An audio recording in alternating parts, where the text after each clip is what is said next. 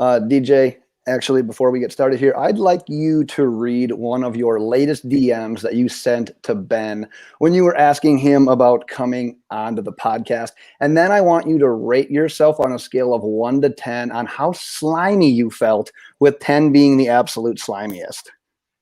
So I think the one you're referring to is the one that got him to say what time. So I said, Thursday night, you in? It's the Loaded Box podcast. How can you say no? I can't wait to ask Ben what he thinks. So let's get loaded, because this is the Loaded Box podcast, where we never finish first because we finish last. Welcome back to the Loaded Box podcast. I'm Ben Morgan.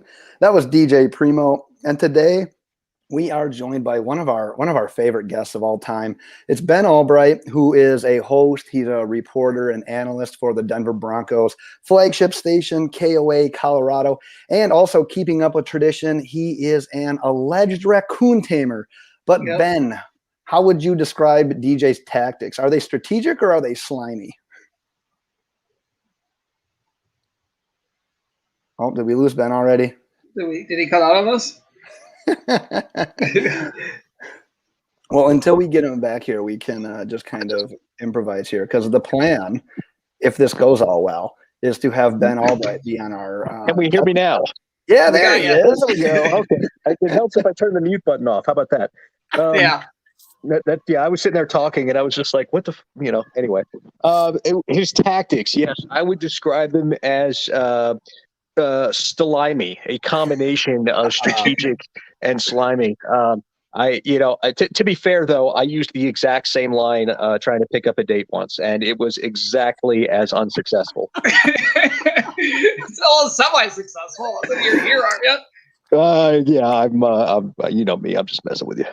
That is fantastic. And well, we're actually here. We're specifically here to talk about some guys, some draft prospects, some Senior Bowl guys.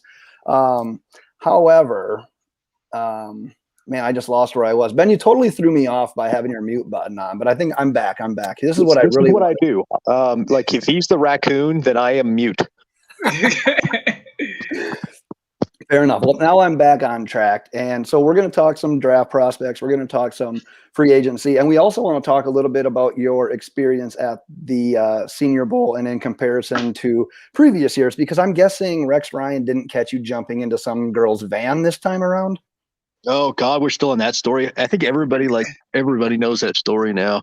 Yeah, there was no escapades in the parking lot and random NFL coaches creeping up on me. So this one was a lot more PG maybe than maybe PG-13 than previous trips. Yeah, that's the coronavirus, man.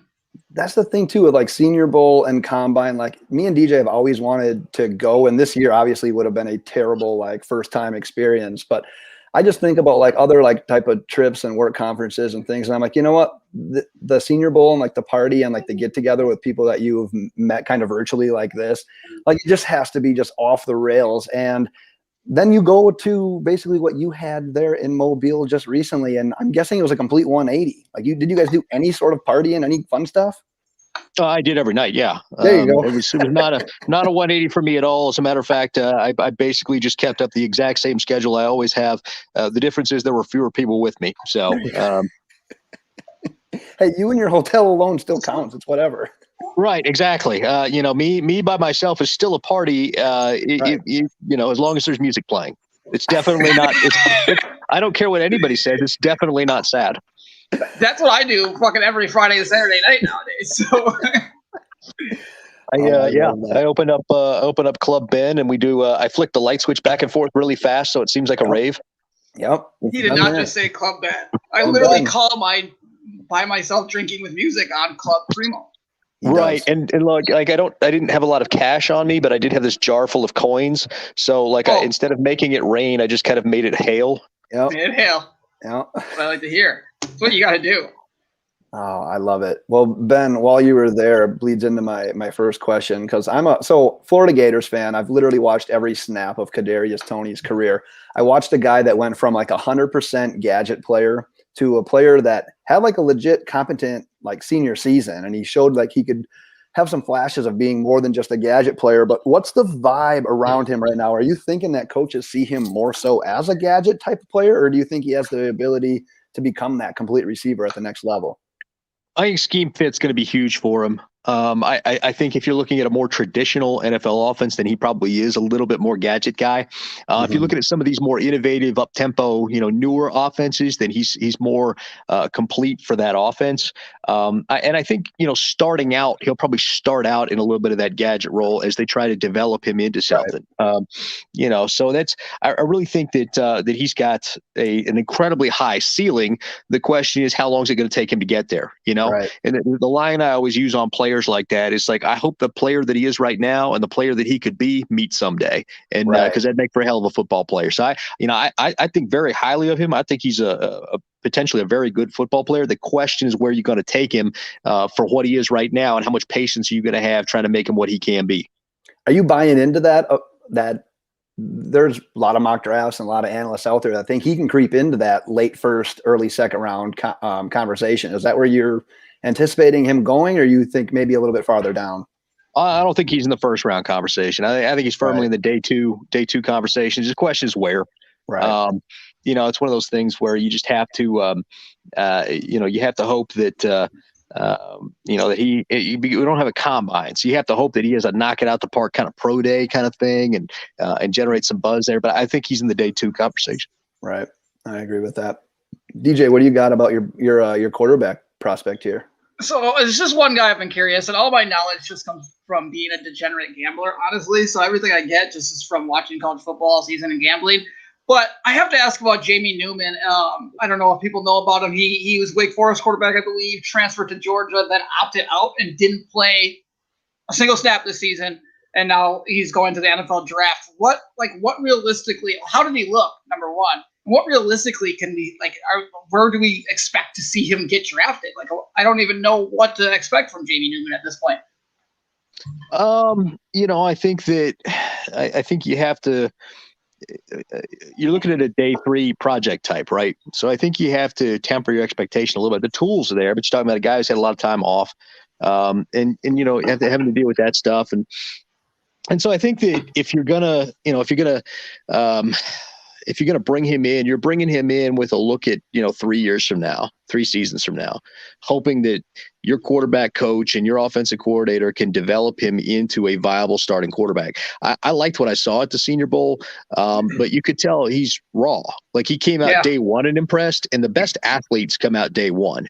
And then by day 3, he had fallen way behind. And what happens is at the Senior Bowl, but the first day of practice is about the best athletes.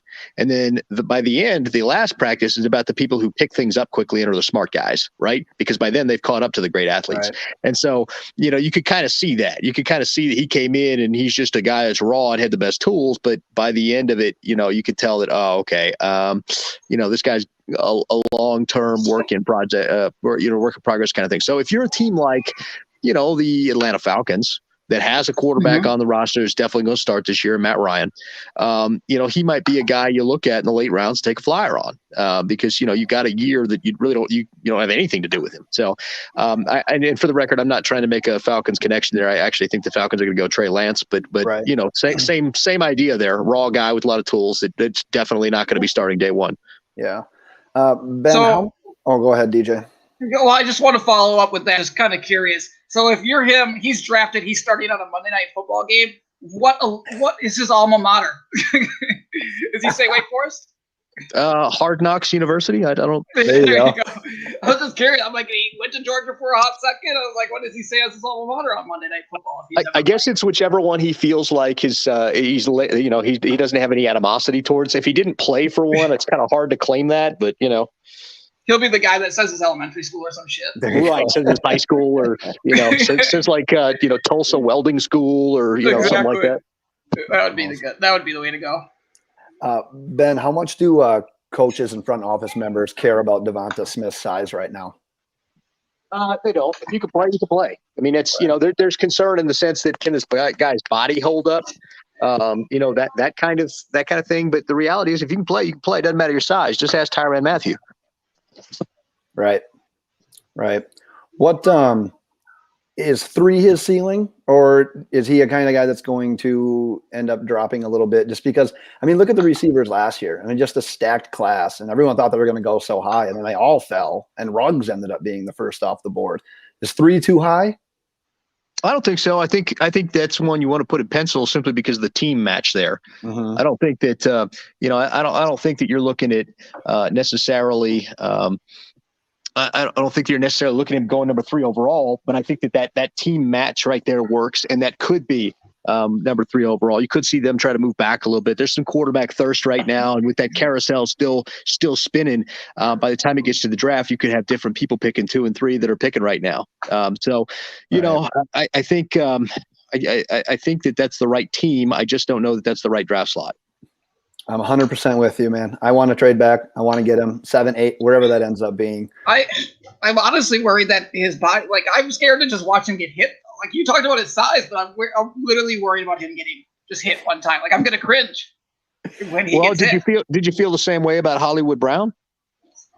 I don't know. I feel like he doesn't have the same length. Like, he doesn't have the same like target area that Devontae has. He just seems longer and more of a target. Well, yeah, and there's certainly, there's certainly truth to that. I guess I just, I think that, excuse me, I think that, he's on the thin side, but I don't think that that's hindered receivers too much in the modern passing era. You go back and look, right. And who was scrawny that doesn't really get talked about is AJ Green. He was a lot taller. But that dude was rail thin. I mean, he was a toothpick for legs. Yeah, he was. And so it's. I think the modern NFL has done a really good job of kind of limiting the It's not like it was in the in the 90s where if you were a receiver coming across the middle, Steve Atwater was about to destroy you, and knock you out. Like, that just doesn't exist anymore. So I love the throwback. I love the throwback name over a bunch of, I think, a little older guys when it comes to the podcast world. So I think of Steve Atwater. Old Broncos safety. I know that the Packers played him in the Super Bowl is just not somebody, some name that I think a lot of people would be familiar with. I love the throwback reference there. So right. Well, Steve's actually on my radio show every Tuesday. He's a good dude. Oh, really? It's funny because he's like, his personality on the field, like where he was going to like destroy your whole life, and who he is as a person are like total opposites. Like, he is the nicest person ever. Like, will go out of his way to be nice to people. Yeah, I get that from Ndamukong Suh as well. Like, he's like the worst guy in the world on the field, and like off the field, he's one of the nicest guys there is. It's so really weird. Yeah, it's funny that you do the Steve Atwater, and then DJ took time to dive into that, because I told DJ that I was like formulating a game that I wanted to play, and I thought you'd be the perfect guest. But as I was like thinking about it out loud, and I really tried to like put it into motion, I realized it wasn't a very fair game because I knew that we were going to play it and you didn't. But what I wanted to do was, after every single person talked, you had to say like an iconic kicker from like the 1990s or the early 2000s. And Ben, I literally thought that you were maybe the best person ever for this game. Am I accurate in that portrayal of you? Well, are we talking like how far back are we going? Because I mean, like I can go back to like Nick Lowry and Al Del Greco. Are we just sticking with like the Pete Stoyanovich era? I mean, obviously everybody's going to say more than Gary Anderson, but you just said like half of them. You got the both Grammatica brothers. Bill and Marty Grammatica. I mean, I've got we can go all day with this stuff. Matt Elam, Jason Elam, Jason Elam, excuse me. Jason Hansen. That you already got Stoyanovich, Steve Christie? Steve Christie. Yeah, Steve Christie. Yeah. That does Christie. This is the game I wanted to play, and I couldn't formulate a good way to play it, so I'm glad we at least got it in. Yeah, he would have murdered me on that one. He would have. Like 4 days before. We were talking about this before. I'm having troubles now. I've been thinking about this since our last podcast. We did a trivia, Ben, and we were talking about punters, and we were just joking around. We're like, name a punter, and I can name like only, I think, one punter outside the Green Bay Packers, because that's the one I'm a fan of. Like, can you name a punters in the NFL? Like the punters in the NFL right now? Yeah. Oh, I mean, like, what do you like? Sam you Martin? Name 4 punters? Like, you can go around Shane Leckler, Sam Martin. I mean, we can go around and get all these if you want. I mean, it's no, we don't want to do that. I know, like Johnny Hecker, and I think that was it. Just right. Everybody's going to name, everybody's going to name Johnny Hecker just because just because of that. But it'll be like Sam Koch and Tom Morstead and the Colquitts and Anger and, all those guys. That's a TKO, DJ. That's TKO. Right, what's the one guy? Baroquez and the Bills. No, I heard of him. Tress Way. Matt Hawk. Rigoberto Sanchez. I think he punted a little bit, didn't he? I know J.K. Scott. Brett Kern, Bradley Pinion, Pat O'Donnell, Ty Long. What you don't know right now? Mitch Wishnowski. What you don't know, DJ, is Ben just has a website up of NFL punters, and he's like spacing them out strategically just to bluff us. I wish. I'll turn my camera on real quick. I'm laying in bed as I'm doing this. I'm gonna turn this on real quick so you can look at how ridiculous I am right now. Yeah, baby. Yeah, this is me right now. So I'm dead serious. Just so you guys can see here, I'm gonna turn this camera around. This is me looking at military records while I'm doing this. He's talking to us, or just I don't know. I think that was a list of punters. I don't know. All right, I'm gonna turn this off. I'm gonna turn this off now. So you guys don't want to see my ugly face. All right. We'll miss you. Okay. DJ, I think I'm going to hold my last. Did Ben just completely? He'll be back. I'm sure. There's a link that he can click. He's got a link. He'll come back.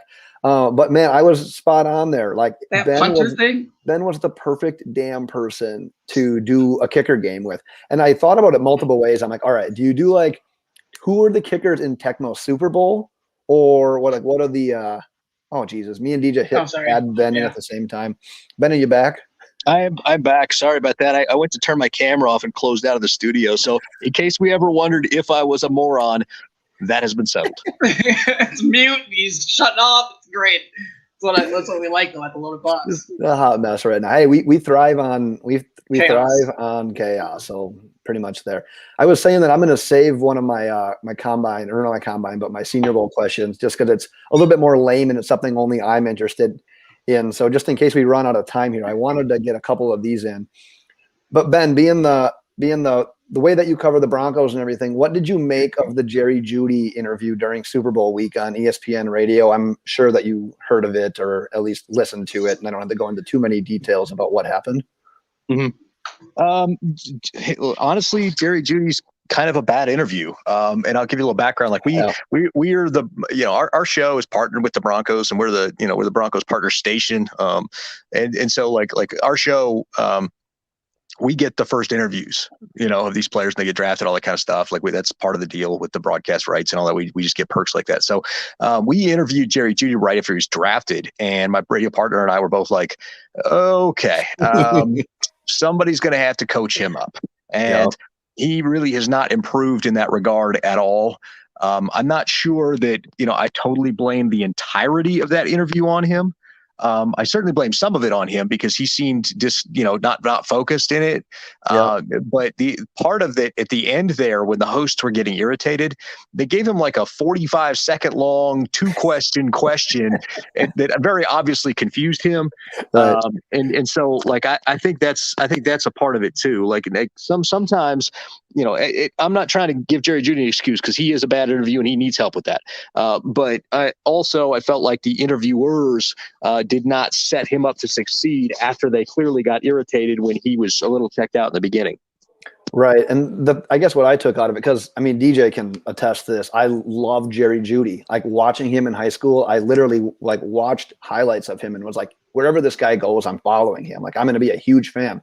Loved him at Alabama. When he got drafted by the Broncos, I'm like, yeah, pair him with Cortland Sutton and a young quarterback like Drew Lock.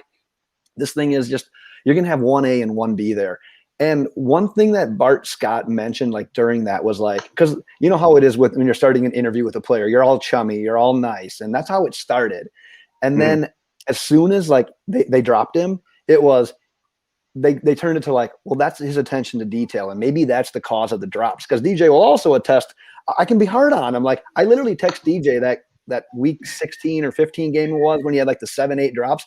And I said, dude, I think Jerry Judy's hands are on backwards. It was one of the most pathetic games I've ever seen. And it killed me inside just because of how much I support this guy.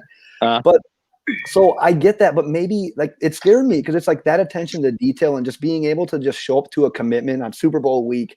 Like it was a bit of a turnoff, and I'm not as high as I once was. And I know you can't base everything on one interview, but it shook me a little bit. And I was, as like a dynasty fantasy football player, I've got Jerry Jeudy in every league, and I'm like, Jesus, do I try to trade him in like half of them? What's going on here? Yeah. Well, try being there and seeing it live. It was even funnier. I bet. I'll say this. He's got what looked like concentration issues at times. You go back and you look at all his drops. And somebody chopped up the video a while back and put it out there. You can pretty clearly see he's trying to make a play without securing the football. He's trying to make a play without watching the catch in. He's got his 100%. Head up. He was coached to get his head up quick and try to make the play. And unfortunately, he's still trying to do that, even though he's not securing the football. And, it's a little bit different when you go from, Mac Jones and people like that throwing you the football to going to Drew Lock, who's got a cannon for whatever he doesn't have. He does have a cannon, and right. he's that thing's whistling when it goes by your ear. So it's a little bit different when you've got somebody with a rocket arm. I think the other part of this is going from Tua, who's left-handed, to go into Drew Lock, who's right-handed. That's the opposite rotation on the football. And sometimes you just get used to something after a while, and then you got to come back to doing it the other way. So I think Jeudy will clean it up. Typically, receivers that are very good, that drop a lot of balls early, tend to clean that up in years 2 and 3. If you go back and look at Alabama receivers, they've had a problem getting to the NFL with some drops and then cleaning it up in year 2. Julio had a big problem with it. Amari Cooper had a big problem with it. So typically that happens. That kind of stuff can happen. Right. The best quarterback, the best wide receiver in the NFL had a problem with it in his first year, and that's Devontae Adams. Like, he could not catch anything. People were ready to cut him. So, right. That's a very good point.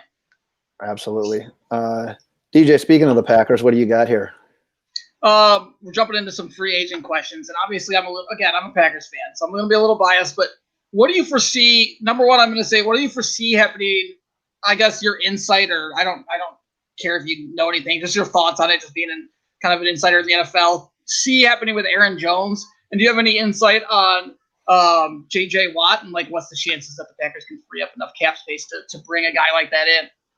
Okay, I don't have anything on the Aaron Jones situation, so I'll tell you that up front. With J.J. Watt, I can tell you I know of a half a dozen teams that all believe that they are very seriously in on him. That does include the Packers, but that's that's where that stands. JJ's going to take his time, make the decision that he wants to make. He knows that he's got the power there, and he can choose where he wants to go. I can tell you, I know the Packers are in, the Browns are definitely in, the Titans are in, the Bills are in. There are teams that are all very much in pursuit of him, and willing to pay what it would take. So, I think he's got to believe that in going where he's going, it's going to provide him with a ring. And I think the Packers, because of the back-to-back NFC Championship appearances, definitely have that card to play that maybe some other teams don't. Right. So just back to Aaron Jones. What are your thoughts? Like, what are the chances? Do you think he's more likely to stay or go? That's like kind of what I'm curious, just based on. I honestly, that's one I just honestly don't know anything about. No I can idea. tell you that that if he walks, like, I think they think they're okay with it. Yeah. So, at least that's what they're putting out. I don't know what his mindset and what the dollar amount and all that kind of stuff. Like, I don't know what those kind of things are, but I can tell you from the organization side of the house, they feel like they'll be okay if he walks. I follow them religiously, and I'm still like, obviously I'm up to date on everything. And to me, I just continued to think like Jamal Williams was the one they're going to let walk, and Aaron Jones they were going to try to make something work with. But I just don't know anymore. But DJ, do you think it's a possibility of like maybe you see how it plays out with JJ Watt? Maybe you see what you end up doing with, is it Corey Linsley that's the free agent? He's a free agent, yeah. And Aaron Jones and Jamal Williams, like at some level with their cap situation, you're probably only going to get one, maybe two of those guys. So maybe they're restructuring a few contracts and shit like that. Yeah, but maybe you prioritize Watt if you fall out on Watt, right. then you take an offensive lineman and a running back. That'd be nice. Preston Smith is probably going to be Preston Smith. I'm like 99% sure will end up on another team, but yeah. Yeah. Ben, obviously, with Carson Wentz going to the Colts earlier today, I think a lot of people were kind of buying into that Bears hype with Carson Wentz. Where do the Bears go now? Because now they're kind of backtracking and saying they weren't as all in as everyone thought they were. Is it sticking with Trubisky for another year, or what's your best guess for the Bears situation? They're still cruising the market, and they weren't as heavily in on Wentz as everybody thought they were. Now they were making inquiries, but this report, the fake report about the Tariq Cohen and the draft picks, that was total crap. That was total malarkey. I don't know where that came from. I can tell you they were in it in the sense that they were trying to have conversations, but it was really the Colts and only the Colts, from the get-go. The Philadelphia kept trying to leak all kinds of interest from other teams. Like Denver called to get the price. And then when Howie told George Payton that he wanted a Matt Stafford type deal, like George Payton kind of like laughed and hung up the phone. Like the Broncos never made an offer of any kind for Carson Wentz. And I saw some reporting that was bizarre about that. Like some kid was making up some kind of deal. And then Michael Lombardi said there was a trade that fell apart, which was total crap. Like that just didn't happen. So. Right. Man, I've got so many follow-ups I want. So I'm trying to prioritize these, and maybe my follow-up will bleed well after I ask this, but I think a lot of people think that the Texans are going to be sticking with Deshaun Watson regardless of what he's saying for a trade. Are you a believer that he's 100% staying in Houston? If not, what's the best opportunity for him with another team? Okay, I believe that Houston believes that he's staying, and they think that they're going to convince him to stay. Right. I think that I'll put it to you this way: Houston has all the leverage here. Okay, I know people think that Deshaun Watson has some leverage here. He really doesn't, because Houston can just save money by having him sit. And his value is not going to go down. They can get the same thing for him next offseason with a whole year of ramp up. Yep. So, Deshaun Watson is really in kind of a rock and hard place. The other part of this is people are talking about it's unfair with the J.J. Watt situation. J.J. Watt was in communication with the organization and the whole time. Deshaun Watson and the Texans haven't talked. And the Texans have reached out. I know for a fact they've reached out. I've seen the text message. So I know there's like with the animosity there and everything else, Deshaun Watson is just playing his cards poorly. That's the problem. Mm-hmm. Like the people that are advising him are just not, I don't think they're thinking this through, because in the end, if the Texans are like, well, if we got to trade you and you're not going to play for us anyway, we can just tell you, no, we're not going to trade you. And, you can just sit at the house and we can fine you and we can save a ton of money. Oh, by the way, your contract won't toll. And it'll be the same situation next year. So, the Texans really have a ton of leverage here. I think people think that the players, it's different. It's not like the NBA where contracts are fully guaranteed. And Deshaun Watson just signed his mega deal. So It's not like he's got tens of millions of dollars sitting in the bank. He was on a rookie deal before that. Yep. So, I think that both those parties need to rethink their approach, because the Texans aren't blameless either. Like, you're picking Jack Easterby over a player, you're doing football wrong. So that's another thing that needs to be done. But I'll say this: the Texans think that they're going to convince him to stick around, and I think they need to show him that vision.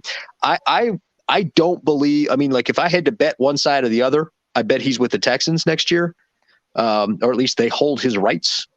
But if that's if I had to make a bet on he stays or goes, that would be the thing. If he goes, then I bet on Carolina, I think, as the acquiring team, or San Francisco. Those would be the first two teams I'd bet on. After that, then it starts getting into like New York, Miami, the Broncos, that kind of thing.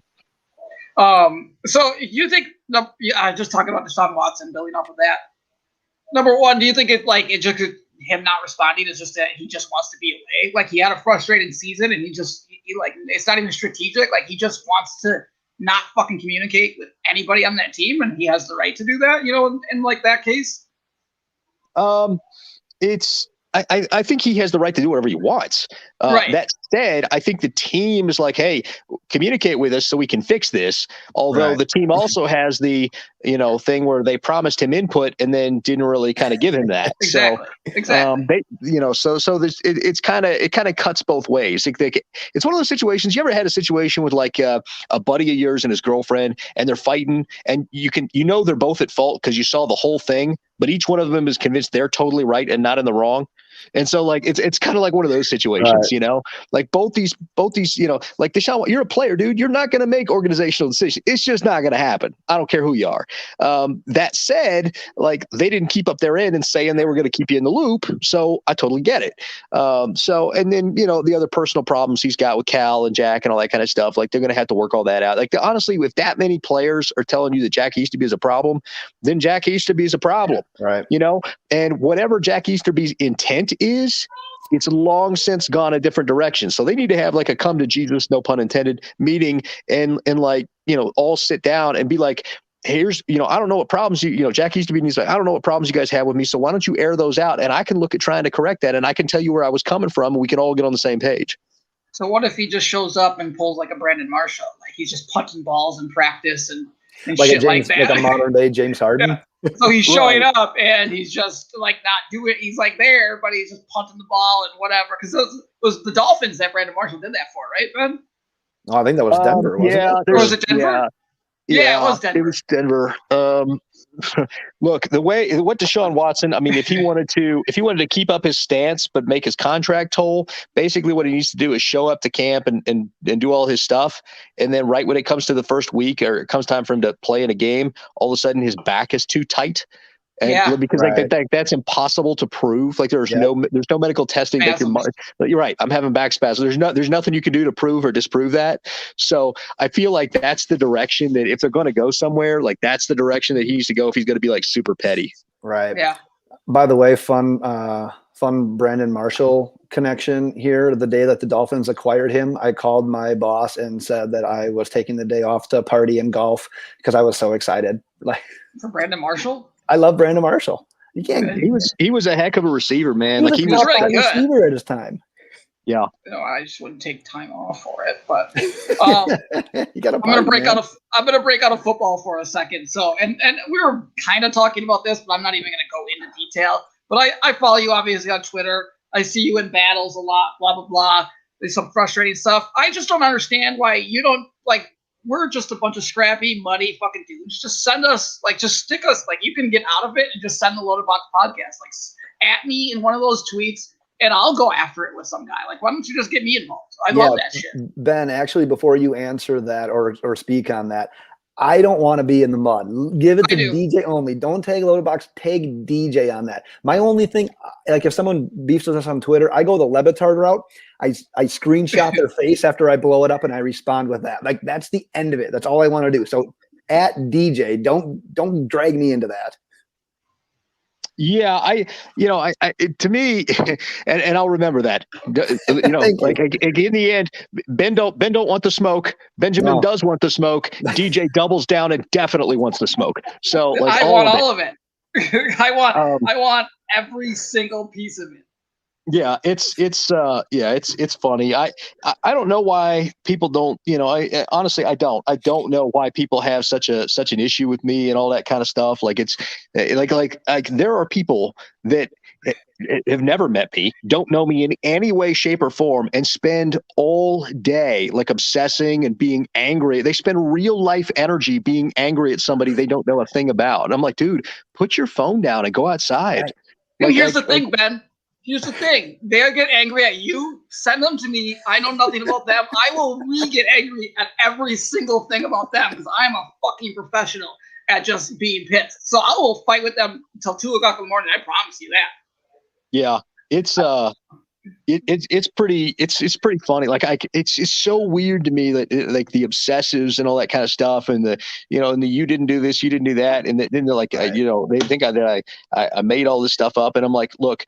Guys, when you did this like 2 years ago, I had to go sit back down with my employers and reprove all this stuff that we had gone through in the beginning when they hired me. I wouldn't still have my job. Like if I had done that, that was the moment where you would have caught me because my employers were like, hey, we see all this. We need to go through this for our legal department. Let's sit down and, and so and back then I got some bad advice. A guy in the industry told me just to ignore it and it would go away. And like, meanwhile, the legal people were like, let's sue the shit out of these people. And, and so like I should have at the time, I should have sued them. And and instead I tried to ignore it. And then I had to go back and try to do the suing thing later. And it's just a nightmare. And it's so bizarre. Like it's just so weird that people who have absolutely no clue, they have no access to my records, no access to anything. They just say it. And they're like, you didn't do this. And I'm like, well, here's all my proof that I did. Where is any evidence that I didn't? Show me. And then all of a sudden they disappear. So 2 things in response to that. Number 1, doesn't it just piss you off because you're just like, I was fucking there. And number 2, when you no, go ahead. Yeah. The number 2 is like, as soon as you told us that you've been in Sparta, Wisconsin, I knew that you were. Nobody just says Sparta, Wisconsin. You don't need to say anything else after that. Right outside Fort McCoy. Like, when we were right. And so that's the thing. And then they move the goalposts on it too. They're like, well, you didn't do the military stuff. Well, you didn't do the things you said you did in the military. So then I post that stuff, and then it's all like, well, they move. It's always moving the goalpost. In the end, like it's just I've just concluded that either these people are deranged and like mentally imbalanced, or they're just people that exist to try to make other people miserable because they're miserable. Like I don't understand. There's nothing else that makes any sense.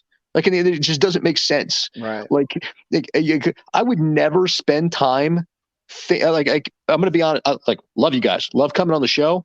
The amount of time that I spend thinking about you is like nil.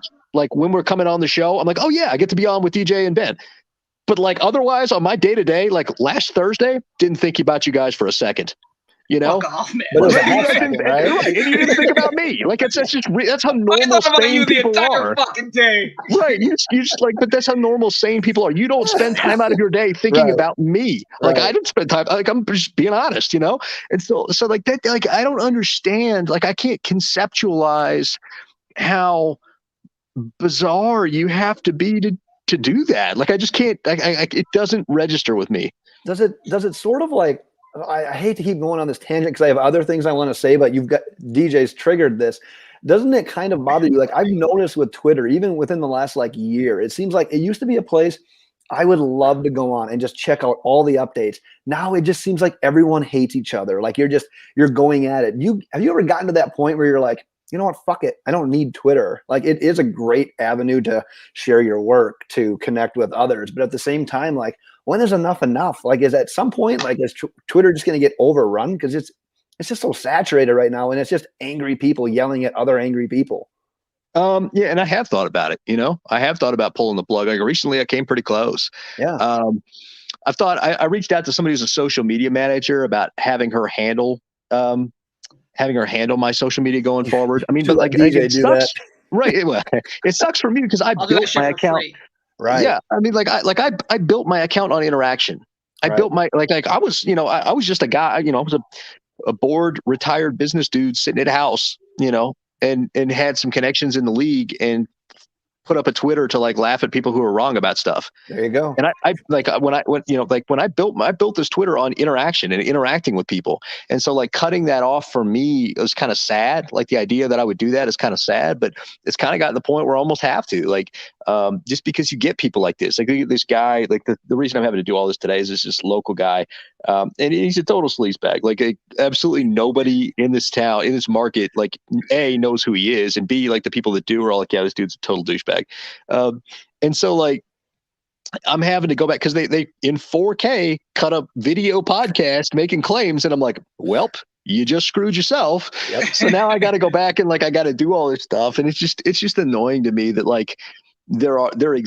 had to stop people I served with from showing up and kicking his ass. There were people, because he lives in Breckenridge, and so there were buddies of mine that are out there skiing that serve with me, and they're like, yo, when do you want to pull up? And I'm like, man, no, let's not do this. This guy's got a wife and 2 kids. Don't do this shit. So it's just having to deal with just dumb people. Dumb people is just I this takes so much energy out of my day that I'm like, I can't do my job because you're an idiot. Right. You're an idiot is affecting my life. Right. Oh my God. I even have like I said, I even have another follow up there, but I kind of want to, I feel like we're being too negative. I want to bring it up a little bit for a second, and then I'll let DJ probably drag us back down. Ben, do you have any pulse on the free agent wide receivers? Because it's kind of a loaded class. I feel like a lot of them might end up getting tagged and going back to their original teams, at least maybe on like a sign and trade. But what's your pulse on a guy like Allen Robinson or Kenny Golladay? I think both those guys are going to be on the move. Really? I do. I don't think they're going to go back. We'll see. Allen Robinson is really frustrated. And by the way, I just got a message from my phone saying my device was overheating. So that's weird. I bring hot takes, baby. Yeah, these takes are so hot. You're smoldering my phone right now. That's it. So if it cuts off, that's what happened. Fair enough. Right. Matter of fact, I could probably switch over to my. Well, fuck it. We'll see what happens. Sounds risky. If you hear an explosion, it was my phone. It was just you. Oh, right. Yeah, that's what it is. The camera's facing me, so it's just like these smoldering good looks. That's what it is. Yeah, right. My Bumble account has 0 requests right now, so I'm killing it, crushing it with the women. The original question was Golladay and Robinson. I think that there's going to be a lot of merry-go-round stuff on the wide receivers, but wide receivers aren't. It's not as valuable a position as it was years ago. There's so many receivers out there. Right. Oh, there it was. His phone overheated. He might switch over the computer. Let's see if I'm gonna be honest with you. Computer. I have to say, I watched our followers go up, and I started to panic and get a little nervous because I knew people were watching us more than I've ever existed in my life. Dude, okay, so you've been talking about trying to do like cut-ups for an intro. You saying that your takes overheated a phone has to be at some point, at some level, thrown on there. Have that in there? I don't know how you didn't react more positively to that, because that's probably a top 3 line that you've ever dropped on this podcast. I thought it was just super cheesy, and it was just there for the taking, so I just said it. It was everything that's fantastic. I think you've become the ultimate dad that you don't realize what dad jokes are anymore at this point. I don't even want to go into that. It's a separate conversation you and I need to have. What I was going to bring up to Ben there while he works his way back in here, I wanted to bring up the idea of like how Twitter and like writers and journalism in general has turned into clickbait. Like pretty much everyone now, and we'll let Ben jump into like the very middle of this. Actually, Ben, I want to know, are you okay? Did your phone explode? Do you have any like sort of like shards from your phone inserted into your body? Are you okay? I am. Can you hear me? Yeah. Okay, I'm okay. My phone literally did overheat. It didn't explode, but it definitely overheated there. I guess I shouldn't have had like the 50 applications running that I did. So that's my bad, guys. Hopefully you can still hear me okay, and we're good. Sounds great, actually. Okay, well, you're on my tablet now, so. Perfect. Tablet. We improvised for a second and went back into the mud a little bit. And I was telling DJ that like so many, like the art and the idea of journalism is sort of gone. And so many people are now, you're doing titles and you're writing articles literally just for clicks. And it's upsetting. In my example here is the idea of people that, I'm going to tie this back to Watson. And it's, as soon as Mortensen dropped that bomb about the Dolphins being interested, it literally boiled down to, well, they've got draft capital and they have a young quarterback that could be part of a move. And every single person was writing just these articles about how Watson, Miami. The one guy that's the ESPN writer for the Dolphins, I think his name is Cameron Wolf, wrote an article about how, you know what, Brian Flores already said Tua is our guy. We're sticking with him. There's really nothing going on here. That article got no play whatsoever. So it's like the people that are putting in the time and the effort to write good quality things are just thrown to the back because of all this clickbait. I wanted to get your take in, like, do you have a shared experience with that? Like, or are you think I'm totally off my rocker here and I'm the old guy telling the kids to get off my lawn? No, you're absolutely correct. And not only, I'll take it a step further than that. It's not just the clickbaiter articles. Also, you have so many aggregators out there. Right. Like these terrible sites like My Sports Update. is the worst. Oh yes. They'll take people's reports. Most of the time they won't credit it. Sometimes they will. Guys they feel like they'll get in trouble with, and they just repeat what somebody else said and pretend it was like their report, like the NFL Rums or NFL Rooms or whatever it is, rumor account and all that kind of stuff. All these guys do is take stuff from other people, they read on Twitter, and then they paste it back as some kind of. That's not reporting. That's aggregating. That's totally different. Even, Pro Football Talk at least admits that's what they are, and they credit people. At least that's, so I don't have a problem with Florio, but like the rest of these junior accounts that are doing it, it gets on my nerves. And then you get that. The people that do write stuff, they write things for headline. There's the clicks are your currency. And so they've got to figure out a way to rope you in. So there's a salacious headline, and nobody actually reads the article. They just read the headline and roll with it. And so, I've got a lot of problems with a lot of the state of the industry with as far as that kind of stuff goes. I will say something. You mentioned Cameron Wolf. Cam Wolf worked out here in Denver. He's very reliable. Is one of the best out there. So if he says something, you can take it to the bank. You hear that, DJ? Take it to the bank. Tua, baby, 2021. I mean, that's your loss. I don't care. That's fine. Well, in fairness, though, the Arizona Cardinals did say they were committed to Josh Rosen until they won. So I use that example. Right. Ben, we don't have enough time for that episode right now. Yeah, it's a simple bonus episode, right? Yeah, exactly.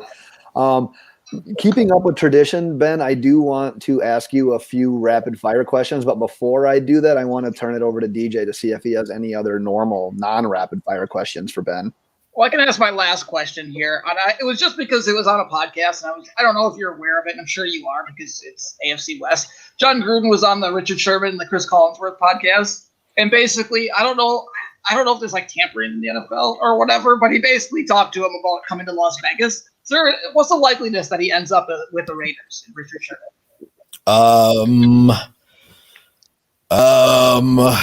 Well, I'll say this: they are switching to a defense. They're switching from Tampa 2 to the cover 3, which is what it is, and that it fits him. I don't know if he's going to talk Mike Mayock into that. Gruden likes to talk a big game. I don't know that because like a couple of years ago, John Gruden's plan was to move on from Derek Carr, and he was going to get Kyler Murray, Le'Veon Bell, and Antonio Brown. And he wound up only getting Antonio Brown, and that lasted for like 2 weeks. That was great, though. Yeah. That's good for Hard Knocks. They missed out on Bell because he signed with the Jets like an idiot, and then Kyler Murray obviously didn't get down to him at the 4th pick, so. Yeah. I was wondering that because I didn't know the style of defense they ran. But if it's, I was considering because obviously he's not a guy that can really succeed in a man-to-man type of offense. He really has to be in a zone type of, defense in order to succeed because his intelligence is what makes him a good cornerback. It's not the man-to-man type of defense that he would succeed with. Right, and some of the athleticism has fallen off. I mean, he's getting pretty old. Right. Yeah. So, he's at his best in a situation that's not going to require him to chase guys all over the field and stuff. Correct. And, cover 3 is what he's mostly known. That's what they're switching to. They used to be a cover 2. They used to be a Tampa 2 team, and they're kind of switching to the cover 3 now. So we're going to give Ben a bump of pre-work out there and get him hyped up with that the yawn mid-talk. Are you all right? I've been up, guys. The last 2 days, I've had to deal with some, like I said, you already know. I talked about it a little bit, the legal issues. So I'm having to. I've been up at like 4:30 every morning. So, oh Jesus, sounds terrible. We won't. I've never seen 4:30. Yeah, what the hell's 4:30? That's a time. It used to be my bedtime. Now it's It's a time you don't remember seeing. You were up, but you don't remember looking at the clock. Right. Yeah. I think my favorite thing about John Gruden is that he seems, albeit brief, he seems to be the same guy in person that he is like on TV and like what you see in Hard Knocks. I briefly met him at a hotel one time, shook his hand, said, hey, blah, blah, blah. Went outside because we were waiting for an Uber. He pops out with his family later, and one of the guys comes in. And it was right when he took the Raiders job, and he goes, hey, Coach, how are the Raiders going to do this year? And without missing a beat, Gruden looks over at him and yells, they'll be pretty good if the coach doesn't fuck things up. Like, it was an unbelievable moment. It just made my day as a football fan. I'm like, you know what? That's the kind of guy I think I would want coaching my team just for the sheer aspect of being a real man. But I don't know. He seems like a good guy though, right? Yeah. Down to earth-ish? Yes. Yeah. I feel like there's something on the table there that he's not. I feel like you want us to drop this. Yeah, there we go. Do you want to go into rapid fire instead? Let's do it. Okay, so Ben, I have a theme for this this episode's rapid fire, and the theme is an update on past controversial takes that you've made as a guest on the Loaded Box podcast. Oh, okay. So we're gonna bring up some dirt here. You're gonna love this. Let's do it. All right. Question number 1. Do you still have Better Call Saul as a better show than Breaking Bad? 100%. I was right about that in the beginning. I'm even more right about it today. Everybody else can suck me. It's the same conversation we had like a year or two ago though when we had this. Like, you still got to rank those damn near both in your top 5 of all time, right? You're not totally writing off Breaking Bad. They're both in the top 15, yeah. Ooh. What are you on right now? Like, what are you hot on right now? I'm just curious. Like, what? Give me like 2 or 3 shows you're hot on immediately, like right now. Man, I binge watch everything these days just because Everybody does. Schedule sucks and I don't have time for that. It's not like my top show or anything, but I just got through watching Doom Patrol, and like it's a superhero show or whatever. It's like way off kilter, but it's hilarious. So if you got HBO Max, like Doom Patrol, I do. It's something else, man. Like there's a little bit of a lull in the middle, and like episodes like 5, 6, and then it picks back up after that. So if you stick with it, it's worth it. It's pretty fucking funny. Did you get into like Queen's Gambit at all? I haven't watched that one. It's in my queue. That's the Netflix one, right? Yeah. Yeah, I haven't got to that one yet. Okay. Just curious. I rotate the services. Like I'll watch everything on HBO, then I'll watch everything on Hulu, and then Right. Netflix. The last thing I watched there was a while ago, so it'll be a while before I come all the way back and get all their stuff. Thanks. I love the strategy, actually. I can't even hate that. That's a good way to do it. All right, Ben. So far we're failing on rapid fire, but I love the insight on that. That was a good follow-up question by DJ. Question number 2 in the rapid fire is maybe my favorite question of all of them. But do you still think that Something About Mary is a better football movie than Ace Ventura: Pet Detective? Oh man, did I say that? You said that. I listened back to it today to try to find some dirt on you. That's I tell you what, I might have to take an L.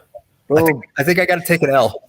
I think I was probably the first one ever. was probably trying to be sarcastic there, like trying to be snarky there, and like just be a jerk. And circling back around on that, I got to take an L. I there's 2 in my last name, so that's the first one. But Brett Favre is in it though, right? So I don't know.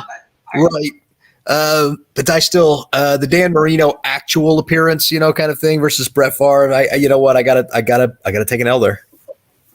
Ben, you brought up 2 L's in your name, so I hope to God that this last one fits it, because this is maybe my favorite ever moment. Like when I think of you, this is what I think of, and you're going to think that's weird because it involves you being in the shower. Okay. But are you still turning off the water in the shower while you're applying the soap? Man, okay, so look, I take lengthy showers, all right? Like I take long ass showers. Like I'm trying to get clean, Like you gotta get that soap. You gotta soap it up, lather. You don't you gotta put it on the little. Like I've got a silicone. Like I don't use the loofah, but I got like this like silicone glove thing because it's antibacterial, and I'm not trying to spread bacteria around. So like you don't wash your car with your hand. Why are you gonna wash your body with your hand? Put the glove on, loofah. Get that lather on you. Let that shit marinate. All right, like let that shit get you clean. Don't just like 2 swipes with a soap bar and go. You wouldn't do it. You take more care of your car than you do your own body? Fuck no. So like, turn the water off, let that shit marinate for a little bit, then turn it back off. Save a little water and save the environment too while you're at it. I honestly thought that was a joke, and when Ben said it, I thought you were gonna be like, "Oh no, I was just fucking making shit up." And you're doubling down on that right now, right? Yeah, look, the dealer's showing a 6, and I've got an 11. I'm doubling down on that shit. Ooh. Jesus fucking Christ, that's incredible. Well, I think in this situation, the dealer has like a 2, and it's almost favorable for the dealer, because I asked this question to a lot of people just because ever since you blew my mind with the idea of turning off a shower midway through and literally just rubbing down with this silicone triangle or whatever the hell you have. Sounds pretty wild to me. Like I ask people and they're like, no, it never really crossed my mind. So you're either crazy or you are on another, like you're so ahead of your time that it's not even funny. Oh man. I like to think that I'm way ahead of my time, but I could just be insane. It might be insane. Well, you didn't catch the second Alan Albright, so a little disappointed that I couldn't finish that off for you? Because I only have 3 rapid fire questions because I knew that we would probably go long because it's typically what we do on this show. Well, I'm here for it. And if you come up with any more, we still got a few minutes. I swear to God, what I'm going to do next time is I'm going to plant an entire episode. I'm going to plan it, not plant it. I'm going to plan it with just a ton of rapid fire questions. That's all you're going to get for about 45 minutes straight. Just hot takes. Controversial, non-football takes. We're going to do the lukewarm podcast. Dude, well, if you want to, like, I feel like we're getting towards the end. So if you want to compliment us at all, talk about how much better we are than like other podcasts you've been on, we're funny, any of that shit, just throw it my way real quick. Yeah, give a cut up for DJ here. Well, I will say this: like, I have more fun on you guys' podcast than any other one. I always do, and I'm appreciative of that. And that's something that I look forward to coming onto this instead of saying, "Oh God, I got to go get ready for this bullshit podcast." Like, I look forward to coming on with you guys. I know when I send you the message, you're like, you give me 1-word answer. So I'm like, motherfucker, I'm going to get this guy to say more than 1 word. So I'm just going to throw out some random shit that says, it's a lower box. You can't say no. That'll get him. That'll get his attention. Right. So I thought. Slimy, right? Slimy. Strategically slimy. Yeah. Slimy guy. See, that's what you guys are doing. You're saving all this stuff. You're saving these pearls. And, eventually, it'll pan out. Yeah. Well, we still got to get you to Sparta or lacrosse or whatever it is to party. I know we talked about that a couple of years ago. So yeah, we still have to do that, Ben. Absolutely. I don't know. It's probably not on your top destination list right now, Sparta, Wisconsin, especially when. Or we could come to you. Below zero for the longest time. I'm good on Sparta. My time there was swoof. We'll come to Denver. Honestly, Ben, though, yes, we should come to Denver. But on top of that, yeah, if you can just throw out the words Sparta and Fort McCoy to anyone, they should run away from you. Like, the fact that you can say those things, like, how would anyone not believe you? But you don't even need to respond to that. I know you don't want to dive back into that deeper. I do want to say thank you very much for coming on. We echo the same things. We love having you on. As you know, we like to talk football, but at the same time, we keep it pretty light with Ace Ventura and bathing in a shower that doesn't even have water going on it. So we're pretty much open to anything. I do want to see a picture of this gadget that you're cleaning your body with. Yeah, so do I. Take it without you using it. Here, I'll tell you what I'll do real quick is give me a second. Let me finish doing something real quick, and I will take the camera over there, and you can can just see it. I need to see this. I was real curious as soon as he fucking said that. I'm like, what is he talking about? I'm so confused. He's got to finish up suing people real quick or whatever he's doing, or looking up records. He's looking up punters is what he's doing. Being ridiculous. So, so give me a second here. All right, let me. I'm pretty excited. We're on the move. I can tell. Yeah. So you know how when it's audio, let me get some of these lights on in here because it's a little dark and creepy, and you don't need that. But fair enough. But like when someone's like trying to describe something to you, you're trying to paint like an image in your head. I was trying to do this. I have been using like a plastic orange cone. No, let me get in the shower here. We're getting in the shower with me right now. That looks unbelievably great. It's actually happening here. So this is it right here. As I grab this, it is this little octagonal, thing. Yeah. You just scrub it like that. I love it. Where do you get one of those, and what does it cost? What's that? Where do you get one of those, and what does it cost? I got it from a website called Toiletries, and I think it costs like $10, something like that. So pretty sure that is going to be sponsoring our podcast within like 48 hours. Yeah, it's going to be looking for that. So that's absolutely. Ben, we have to say thank you very much for joining us. Thank you for the tour. Thank you for showing us what you use in the shower. That is all like inclusive access that not everyone gets. So I'm glad that you saved that for us. Yeah, actually nobody gets to see the inside of my house. So this is a Loaded Box exclusive. Let's fucking go. Let's go. I love it. DJ, do you have any other thing you'd like to add to tonight? No, man. I appreciate it. I love when he comes on. I know I send him DMs, I get short answers, but I know he's going to love it every fucking time he comes on here. Yeah. I'm usually like I'm driving or something. So I'm like, sure. Yeah, exactly. All right. Ben, before we get done here, so a few episodes back, I started wearing a hat, and DJ was like, you know what? Hats look cool on a podcast. DJ's trying to become the hat guy of the podcast. Who do you think looks better in a hat? I mean, remember, you have a reputation. It's Ben versus Ben on this pod, or it's Ben and Ben versus DJ. So we got to keep that tradition alive. I feel like you're trying to bribe the judge here. And I can be bribed. I got Busch Light. You come to Sparta. That'll do it. I can't even tell what DJ's hat is. So by Cardinals. Oh, Carolina. Okay. Yeah. Because I couldn't tell what it was. I had my initial default was to go with Ben because I couldn't tell what it was. But that said, you got the backwards hat. You kind of got the swag thing going on, like you don't care. Whereas Ben's got it like pulled forward, and he's trying to act my age, which is 40 years old. So, we'll call it a coin toss this time. Next time when I'm coming in prepared, I'll have a better answer. I 100% thought there I was going to catch your second L. But I dodged the question and nobody noticed, right? That's exactly what happened there. Well, yes, absolutely. Ben, thanks again for joining us. We loved having you. We'll have to do this again for sure. Check us out on Twitter at LoadedBox. Check out the website, loadedboxpodcast.com. All of our NFL mock drafts, our podcasts, our player profiles, our dynasty rankings, our dynasty mocks, everything is there. Available on iTunes, Google Play, Spotify, YouTube, basically anywhere you listen to podcasts. Ben, do you have anything that you're working on that you'd like to pump out here?